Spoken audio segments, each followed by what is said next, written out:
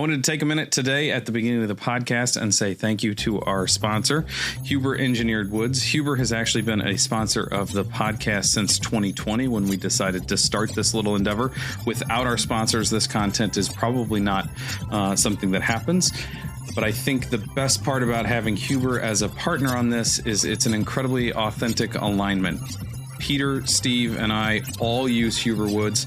I've been using Advantech Subfloor for coming on probably 21 years now. I've been using Zip System and Zip System with the insulation on the back, the Zip R, since 2013. It's a system that I believe in.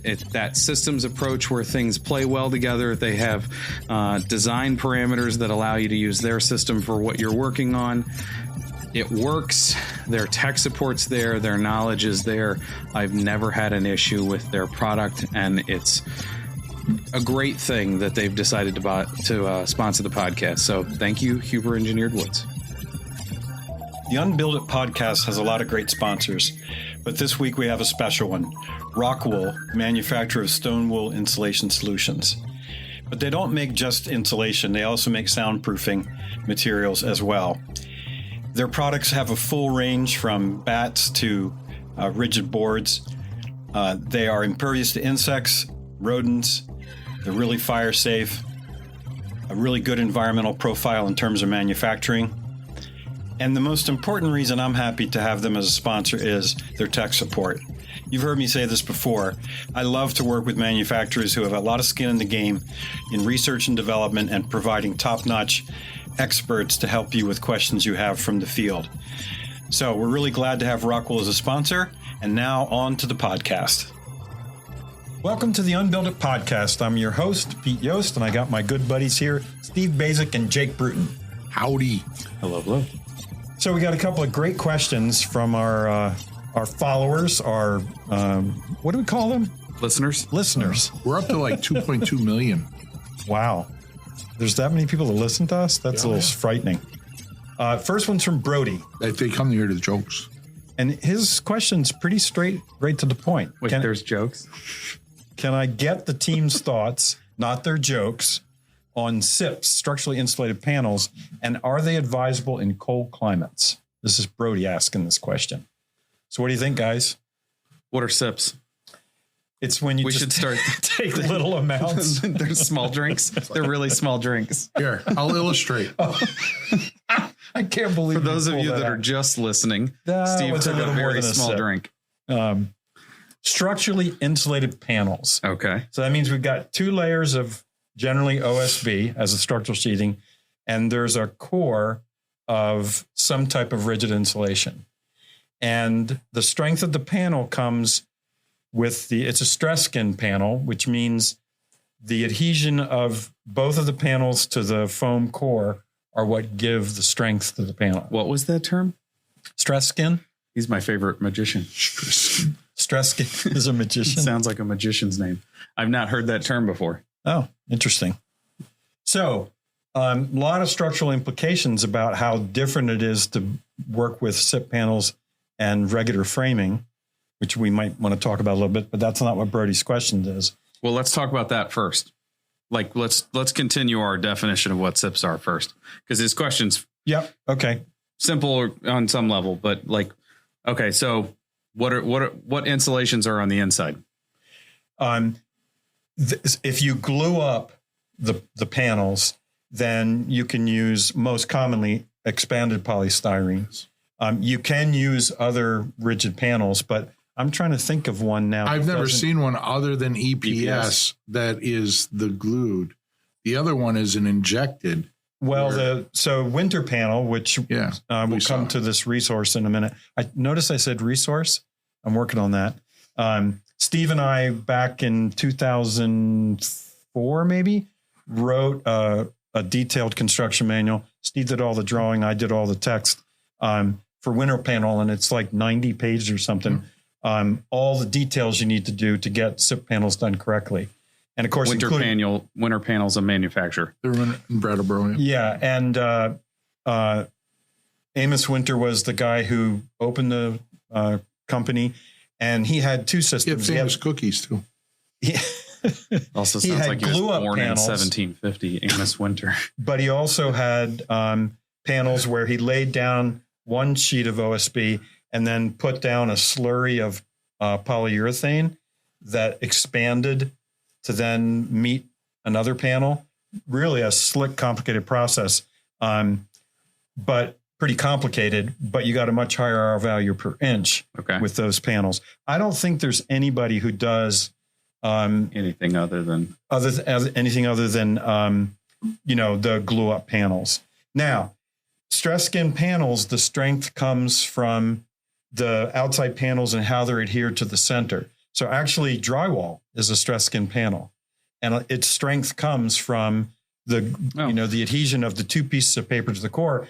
And it makes it way stronger than if you didn't have that bond of the two paper facings to the core.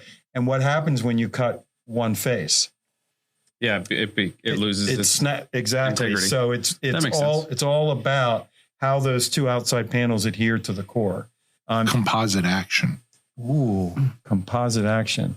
So, Steve, what are the implications there in terms of both shear and then compression with a strip panel compared to the minute you apply compression, it basically transfers to shear, I would think, right? Because like if you impose a load on that, then the panel itself, it's trying to compress, but you might have differentiation in the EPS versus the panels trying to compress, so that the stress is being on that interface to want to shear and move. So to give an example, if I were to cantilever that panel, right, and have bearing for the core and the inside. You're going to love this, where this goes.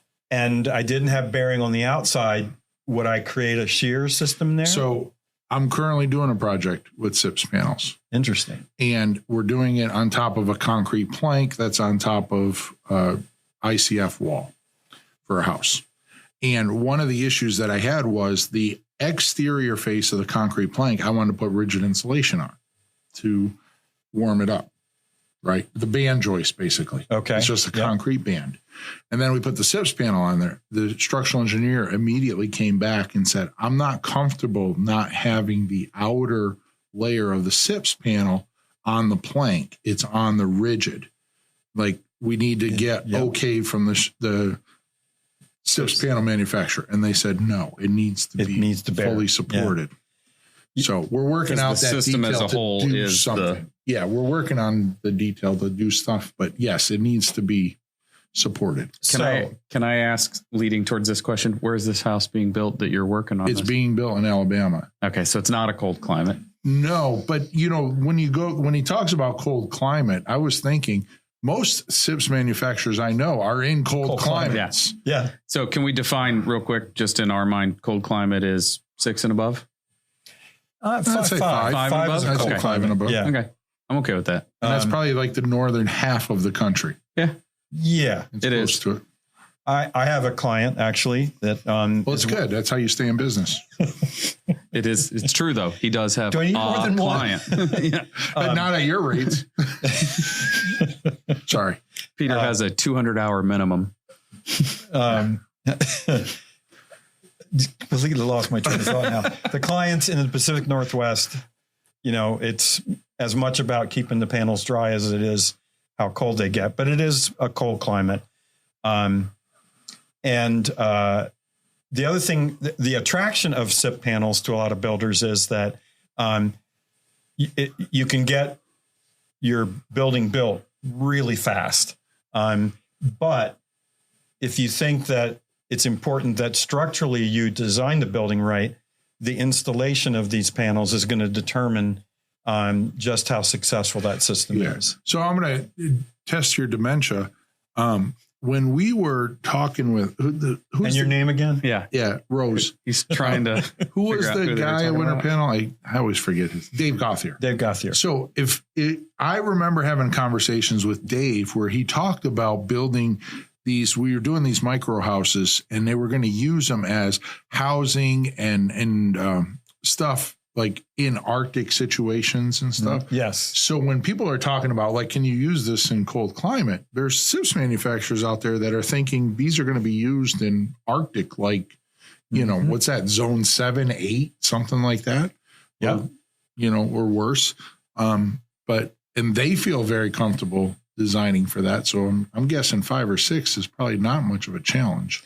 Well, it's interesting that the manual that you and I wrote for Winter Panel, which is no longer in business, that was in Brattleboro. Amos passed away. It was 162. That's climate zone 6. So these are cold climates. Yes.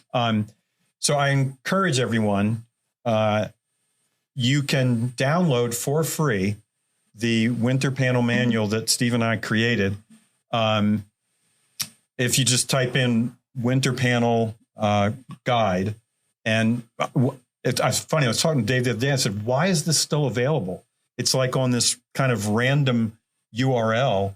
Winter Panel's long gone, but somebody has preserved it that you can download it. And the reason Dave wanted Steve to do the drawings and for 3D Building Solutions to do the text was that he knew his panels were very moisture sensitive. So he wanted to have a way of telling his folks, this is the way you have to do it, because these are more moisture sensitive. I mean, if you have a panel of OSB on the outside and a panel of B on the inside, you've built a diaper of sorts, right? Because they have low drying potential. Yeah. And then depending upon the thickness of the core and the type of rigid insulation, you know, the moisture's not going to move through there very readily. So Dave, in that manual, said that if you did SIPS panels, you had to do a vented rain screen. Right. You had to have drying potential to the outside so that at least that outside skin of the panel would dry to the exterior. He also said that on the interior, because the building was going to be inherently airtight, you had to use mechanical ventilation. Now, nowadays, the codes have caught up to that. But back in 2004, it was pretty radical to say that if you use my enclosure system of SIP panels, you're going to need to make sure that you're not getting excessive humidity on the inside of the building.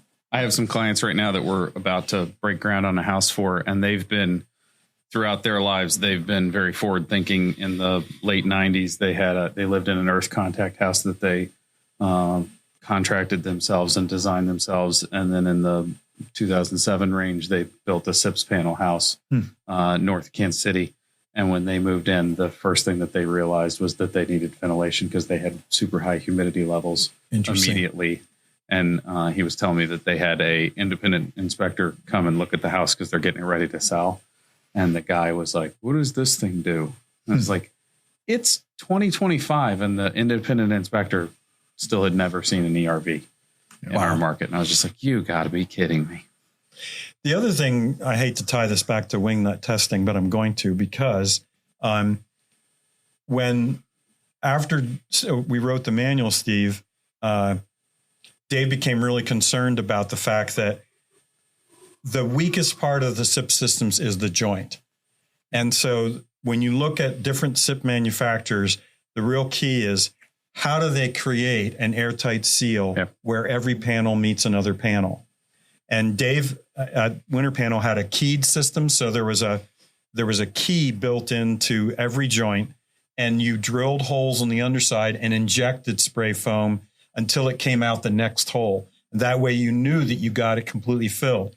But I had 2 or 3 projects sort of early on in my building science career where they were having moisture problems in SIPS roofs. And what we learned over several of these projects was that these panels are moving a little bit when they get wet and dry, cold and warm. And a hairline crack developed in the joints of the roof. And then more moist air got up in there, condensed and ran down as water. So Dave said, we need to add a detail for every panel joint bridge that has a backup air tightness plan. And that's when he decided he wanted to work with me on testing pressure sensitive adhesive tapes, because he wanted the best tape he could possibly get to be the backup air seal of the panel joint. Because when those panels move back and forth and you crack that cured foam, the good thing about a good pressure sensitive tape is that it'll maintain its adhesion as those panels move back and forth. And so he was going to go with either a 6-inch or a 9-inch really aggressive PSA tape as the backup plan for the panels.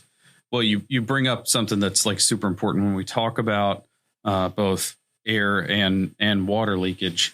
It's never the center of a piece of a panel or a big sheet that's leaking. It's always the connection point. And when we look at SIPS panels, the connection point is the entire edge, the entire perimeter of every single panel. Yep. So those connection points become that much more critical in every single panel because you're dealing with trying to get sometimes a 20-foot joint together and get it to line up. And then you're moving over 8 feet and trying to get another 20-foot joint to line up properly. And like, that's one of the challenges is you're trying to get two things to line up perfectly that are too heavy for a person to move. Like you're having to use equipment. And so like, there are some challenges. There is some nuance. I'm not saying that SIPs are necessarily wrong in any way. It's just when we start talking about air leakage or even the water management aspect of it, you're taking that connection point that like on a zip system where we just tape it with a piece of tape and we're over and done with.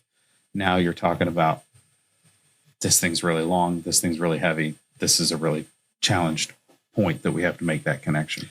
So it's also interesting that, you know, Dave required that the rain screen on the vertical panels for exterior walls be vented, but he required it for roofs too. So if you were doing standing seam metal on a SIP building, he said you're going to have airflow on the underside of that standing seam metal. We've actually done that detail a couple of times. Yeah. But I have a project to which this is relevant. The code, you have another client. Could be the same one. He didn't specify. The code says that WRBs must be vapor permeable.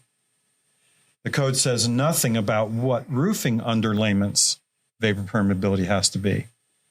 I have a project where the SIP panels were used for the roof. Building's 15 years old. They used a vapor impermeable roofing underlayment with cedar breather and cedar shingles. The panels got wet and didn't dry because they used a vapor impermeable roofing underlayment. So there was no way for that moisture to get out of that system. So I don't know why we do that. We insist that you have to have a vapor open wall,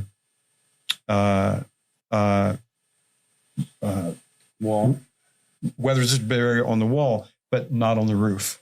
And that's important. If you expect that top sheathing to dry upwards into a vented space like cedar breather, the only way that's going to happen is if you have a vapor open roofing underlayment. It's because they only ask the question of how do I keep the water out? Yeah, that's what I was getting ready to say. Because there's so many people still going, well, we don't want water to get in there. Yeah. You know, it's interesting. So going back to the SIPS panel in a cold climate, when I think about it, the one we're doing it's a 6.5-inch panel, which yields 5.5 inches of EPS. So it's probably like R25-ish, right? 24 or something like that. Very quickly, which we should point out is a continuous R25, which is great continuous, which is R value. Very, very good. Really aggressive. But I'm trying to think what's the biggest I've ever seen. I think they go up. The largest I've ever seen is maybe like 11.25-inch panel or something like that, where we've used them on roofs. So you're probably somewhere in a R, say 20 to R high 40s. Let's say 48. So that's your range. The question is like, how cold of a cold climate is he asking? Mm-hmm. Right? Yeah. Because the other beauty, I think, of the SIPS panel is one of the things that it's a hard pill for me to swallow is installing all the utilities. I know they have solutions, but that's the tail wagging the dog. Yeah. In my opinion. Yeah. Right. If I were to do a SIPS panel house, I think I would reduce the panel size to a smaller panel, save that money, and then frame a 2x4 wall on the inside of the exterior wall. It's funny you say that, because when we did our SIPS edition, which was at 208 Fairview Street in Brattleboro, we did. Way to give out an address. Yeah, no kidding. Just because you don't live there anymore. Yeah. Hey, why don't you just come drive by, spray, paint on the wall. I don't know where that came from. I don't know why I said it, but it was SIPS for the floor because it was on piers, the walls and the roof. I did the drawings. That's true. You did do the drawings. And nobody's telling the listeners. Oh, he's telling the listeners. I thought he was telling. He knows you know. And Dave said, "Hey, you want me to chase this for the wiring?" And I said, "Why would I pay you good money for that insulation and then have you route it out?" So I did a baseboard raceway, and then I ran all the wiring through a framed wall. But this is a big issue with my current client because he said, "Well, we can get these routed out by the manufacturer." I thought, let's see if we can take a more creative approach to running. It's only wiring that is the issue. Yeah. It's not any piping. I mean, I think SIPS panels are good. I think their strength is in the fact that I get continuity, like Jay pointed out. I also probably get somewhat of speed to the construction schedule, because while we're pouring the foundation, somebody can be building my walls. Yep. Right. Yep. And then they come, they drop them on there. And I mean, on a 2,500 square foot ranch, I would expect it's probably 2 or 3 days of setting those panels at most. At most. Yep. Right. And so going to a smaller panel and then saying, hey, let's put a 2x4 on the inside. Yeah, it costs a little bit more money, but I'm saving some of that by not using the thicker panel. But I'm also making it easier for the plumber, the electrician, HVAC guy, all of that. And I can put a very on the outside walls then. That's right. And, you could. Yeah. And I can put a very inexpensive unfaced insulation in the cavity to work in my favor. So I think at the end of the day, you're pretty close to about the same. That's really an interesting approach. I mean, because the raceways don't allow you to have ADA compliant height of the outlets, because you're doing it down in the baseboard. So that would solve a big problem if you just did it's like an interior partition, but it's flush to the outside of the building. For those of you that don't know, the alternative to doing the raceway or having them chase it for you is superheating a lead ball bearing and dropping it through the cavity insulation and letting it all the way through. Yeah. Have you not seen this? No. Okay. So on the Build Show Network, Travis just did a video about them fishing one. He has a SIPS project going right now in Kansas City. That is really cool. What a slow, horrible, crappy nightmare. It's just the worst. Like, anybody who says this is the way you should fish wires in a SIPS panel is an idiot. Hey, I want to ask you this, because when we did that edition, Dave asked me if I wanted to buck the window openings or simply attach the windows to the outside OSB with a really aggressive screw. And I told him, I said, if you can tell me that I can get the windows installed properly, I don't want to put a wood buck in around the rough opening just for nailing, because I'm taking out, R6 per inch and putting in R1 per inch. What have you ever done? Our detail has the buck all around the opening. Yeah, and I want something to be able to, because we're using European flange windows. So we need to attach the bracket or a turbo screw. So I need something laterally to fasten. Yeah, interesting. So good. We got another question. Yes, we do. This is from Paul. And hello, Paul. Love learning from you guys. I've changed many things in the way I build and look at buildings. I'm starting my own personal home, and I ordered Zip R12 sheeting.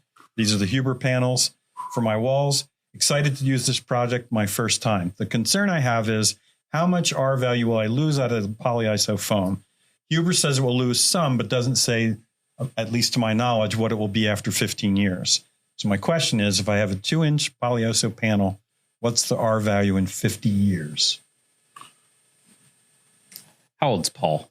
Is he going to still live there in 50 years?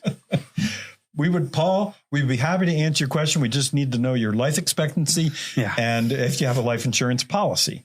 I mean, there's probably not a building. I'm trying to think if there's a building material that doesn't degrade or lose something in 50 years. So not to defend. Now, I'm not trying to defend it, but even glass, if IGUs are allowed to lose, they are upwards of like 10% or 1% per year. Yeah. Something like that. Yes. Of their air seal. Right. Yeah. So I'm going to do a plug here for my former company, Building Green. They've got a really great insulation report. It's like 100 pages and addresses all aspects of different insulation performance, including this very issue.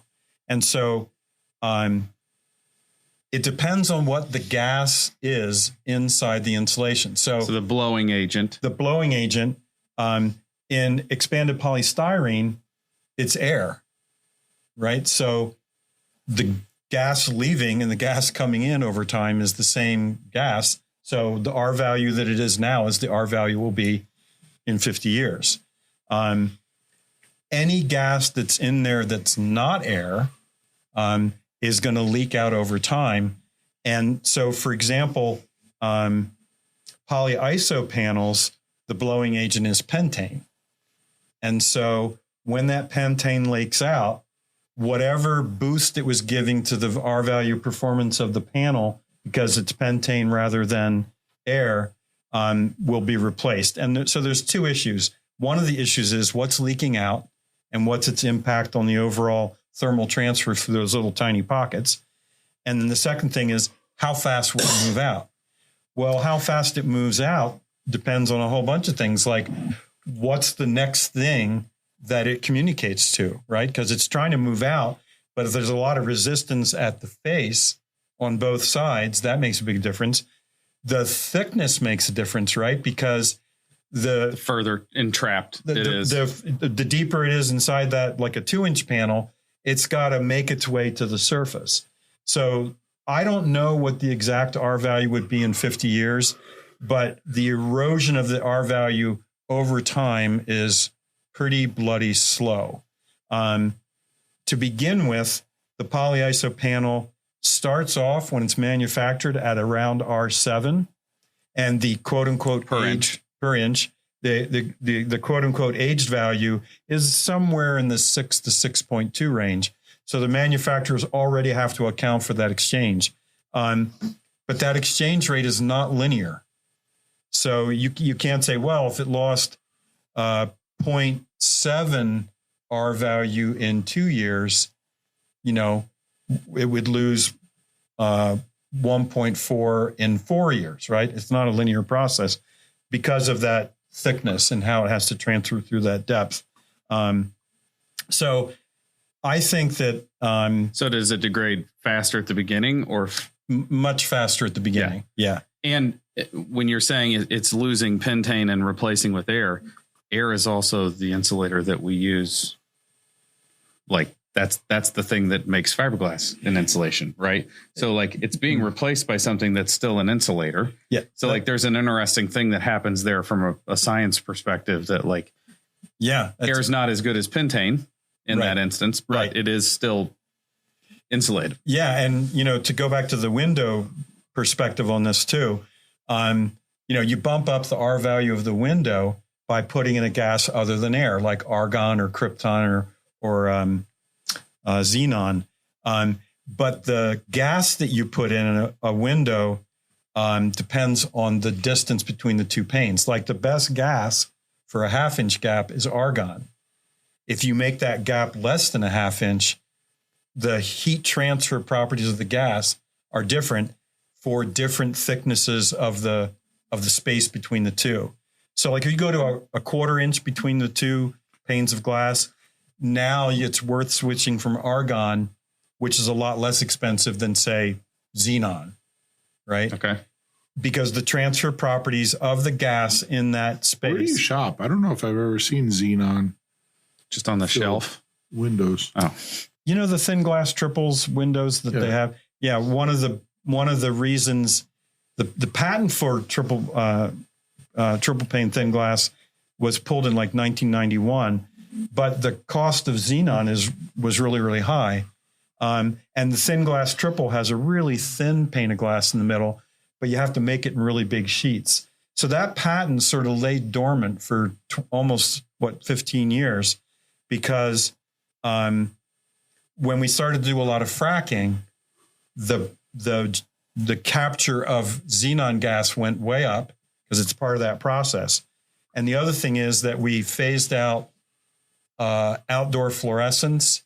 And for outdoor lighting, one of the key gases for that type of light is xenon. Well, we now use LED outdoor lighting.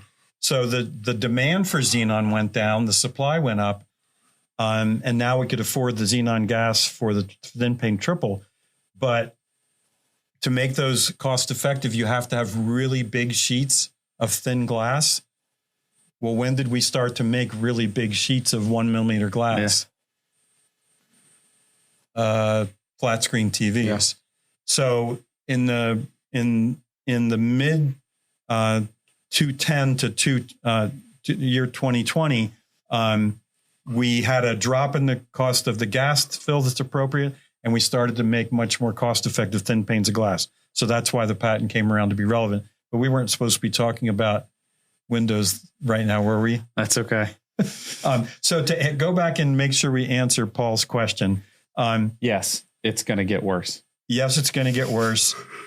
I think there are way bigger things to worry about than the decrease in R value of your polyiso panels. Agreed. Do we want to? That was a great pause at the end of that. That was a very cool conversation about insulation. Very cool. Dude. Do you have any thoughts? Oh, I always have thoughts. I'm so glad I don't have to look inside your head. Yeah, we are. So, I was thinking the other day, because we're down in Texas.